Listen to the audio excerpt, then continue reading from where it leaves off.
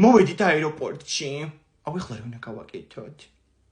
ჯერ 3 საათია ფრინამდე დარჩენილი. დაიწყება რეგისტრაცია ცოტა ხანში და ჩავდგებით რიგში. თიკო მიდი აბაწონე შენი ჩანთა. რამ სიმძიმე გუღადაობ? ამოაკელი მიდი რაღაცები და გადაიცვი. აი თეთრი მაისური შემოიხვია კისერზე. ვითო შარფია.